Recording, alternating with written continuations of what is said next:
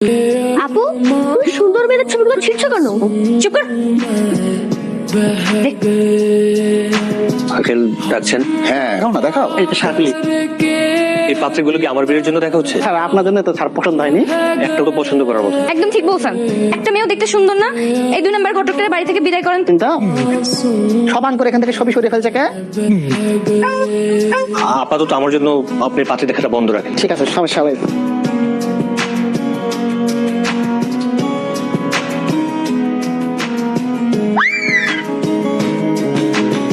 এগুলো করার কি দরকার ছিল? বেশ করছি তো করবো না। মেয়েগুলো একটু আমার পছন্দ হয় নাই, আর এগুলো দেখতে সুন্দরীও ছিল না, আপনার সাথে মানাইতো না। ছেলে কার সাথে মানাতো? আমার মতো। আমি তো 1 পিস, কিন্তু আমার মতো যদি 2nd পিস খুঁজে পান তো। আচ্ছা ছাড়েন না, আমি আপনাকে ডেমো দেখাই আসেন।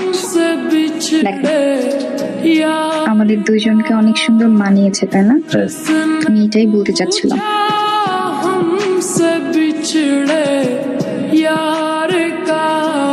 আঙ্কেল আমার মনে হয় কবিতা আমাকে পছন্দ করে, আমিও কবিতাকে পছন্দ করি। আমার কবিতাকে বিয়ে করতে কোনো আপত্তি নেই।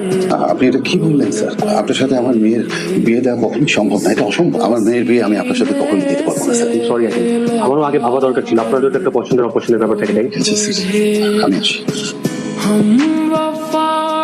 জন্য সেমাই রান্না করেছি। এখানে খাবেন না ডাইনিং এ দিব? কোথাও খাবো না। কেন খাবেন না? আমি তোমার বলতেছি না আমি খাবো না।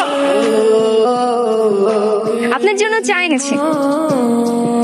এই যে তার কি সমস্যা আপনার? আপনাকে বিয়ে করতে চাইছি এই জন্য আপনার ভাব বেড়ে গেছে, তাই না? মানে আপনি বিয়ে করবেন না এত ভাব নেওয়ার কি আছে? ভাবের যন্ত্রণায় পা মাটিতে পড়ছে না? আপনার কি মনে হয় আমার কি ছেলের অভাব?